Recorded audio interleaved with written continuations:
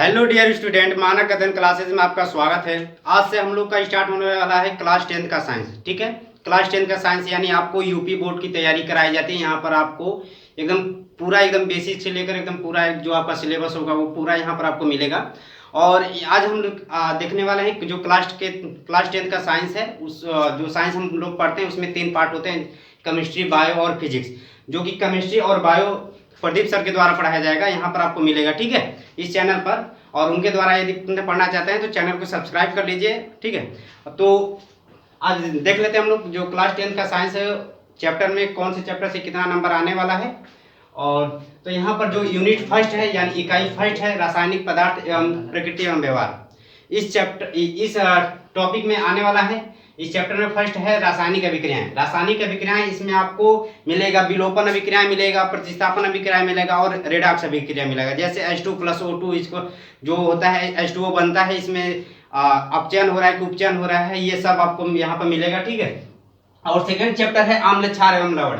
इसमें जो कि अम्ल मतलब अम्ल को कैसे पहचानेंगे कि अम्ल वो होते हैं जो जलीय विलयन में H+ आयन देते हैं, और जो क्षार होते हैं, क्षार क्या देते हैं जलीय विलयन में OH आयन देते हैं। ठीक है, और जो लवण होता है, अम्ल और क्षार को मिलाने पर लवण और जल बनता है। ठीक, तो यहाँ पर आपको पूरा बेसिक से एकदम ऐसा बताया जाएगा, एकदम एकदम सब कुछ आपको आ जाएगा। ठीक है, कम समय में आपका ज्यादा एकदम बोर्ड का जो तैयारी हो जाएगा। और यहाँ पर है तीसरा जो थर्ड चैप्टर, इसमें बस धातु एवं धातु, इसमें धातु कर्म पढ़ना है बस। ठीक है, और जो चौथा चैप्टर है कार्बनिक यौगिक। कार्बनिक यौगिक जो इसमें कार्बन से रिलेटेड यानी IUPAC नाम पढ़ेंगे, जो मेथेन, एथेन, प्रोपेन। ठीक है, बहुत ही आसान तरीके से आपको बताएंगे प्रदीप सर, यहाँ पर आप बने रहिएगा। और पांचवा चैप्टर है तत्वों का आवर्त वर्गीकरण। तत्वों का आवर्त वर्गीकरण इसमें मिलेगा। जो इसमें जो तत्व होते हैं हाइड्रोजन, लिथियम, ये सब मिलेंगे। और जो इसमें आपको डोबेराइनर का त्रिक नहीं पढ़ना है और न्यूलैंड का अष्टक सिद्धांत नहीं पढ़ना है। ठीक है, अब आते हैं बायो की बात कर लेते हैं। तो बायो में ये बायो से 20 अंक आने वाला है। और इसमें आपको पढ़ना है जैव प्रक्रम पढ़ना है, प्रजनन पढ़ना है, आनुवंशिकता एवं जैव विकास पढ़ना है। और एक चैप्टर इसमें ये भी है जंतुओं तथा पौधों में नियंत्रण एवं समन्वय। ये चैप्टर आपको नहीं पढ़ना है। ठीक है, ये चैप्टर आपको नहीं पढ़ना है। और इस यानी बायो पोर्शन से आपको 20 नंबर आने वाला है, बहुत ही ध्यान से पढ़िएगा। बात कर लेते हैं फिजिक्स की, यानी फिजिक्स आपको मिलेगा हमारे द्वारा, यानी हम पढ़ाएंगे इसे।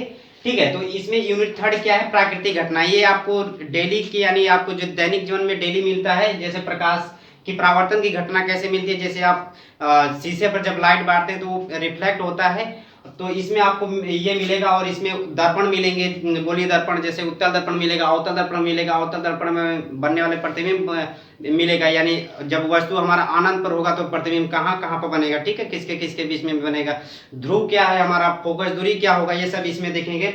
और इसमें एक रेखीय आवर्धन भी आता है, रेखीय आवर्धन भी इसमें पढ़ेंगे हम लोग। दर्पण सूत्र पढ़ेंगे, 1/F बराबर 1/U V प्लस 1/U। ठीक है, ये भी इसमें हम लोग पढ़ेंगे। और इसमें एक और चैप्टर प्रकाश का अपवर्तन की घटना, इसमें हम लोग देखेंगे प्रकाश का अपवर्तन की घटना, यानी जब प्रकाश एक माध्यम से दूसरे माध्यम में जाता है तो अपने पूर्व मार्ग से क्या हो जाता है, विचलित हो जाता है। ठीक है, तो इस घटना को हम लोग बोलते हैं प्रकाश के अपवर्तन की घटना। यानी विरल माध्यम एक होता है, एक सघन माध्यम होता है। जब विरल ऐसे कुछ होगा तो अविलंब की ओर कब झुकेगा, अविलंब से दूर कब हटेगा, ये सब हम लोग देखेंगे। ठीक है, बात समझ में आया। तो इसमें और एक इसमें लेंस भी है, लेंस जैसे उत्तल लेंस, अवतल लेंस। ठीक है, उत्तल लेंस में ये सब, अवतल लेंस में बनने वाले प्रतिबिंब देखेंगे और लेंस सूत्र देखेंगे। और इन दोनों का यानी दर्पण सूत्र और लेंस सूत्र, इसका निगमन हमें नहीं देखना है।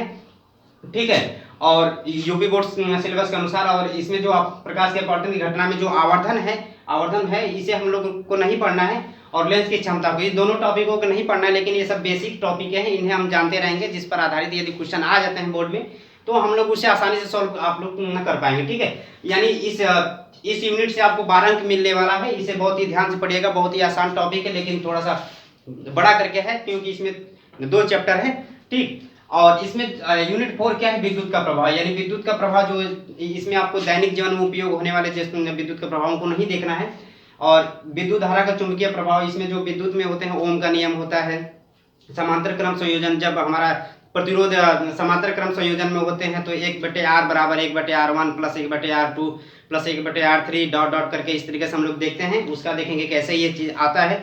और जो श्रेणी क्रम संयोजन रहता है, यानी इस प्रकार से जब रहता है, ऐसे रहता है।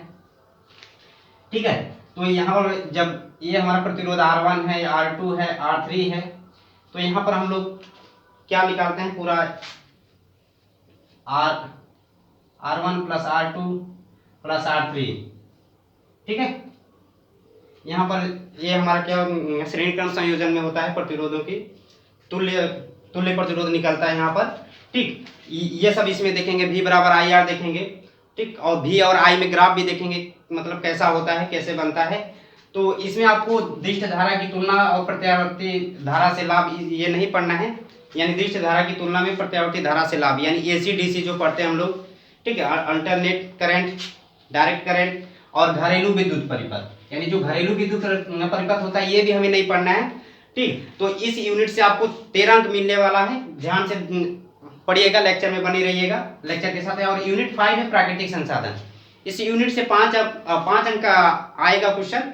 और इसमें आपको ऊर्जा का स्रोत, यानी इसमें होगा एक चैप्टर ऊर्जा का स्रोत, जो कि इसमें बायोगैस नहीं पढ़ना है, आपको बायोगैस नहीं पढ़ना है। और दूसरा क्या, हमारा पर्यावरण, ठीक, और प्राकृतिक संसाधनों का प्रबंधन, ये 3 चैप्टर है। और जो हमारा पर्यावरण, इसमें पारितंत्र नहीं पढ़ना है, ओजोन परत का अपक्षयन नहीं पढ़ना है, ठीक है।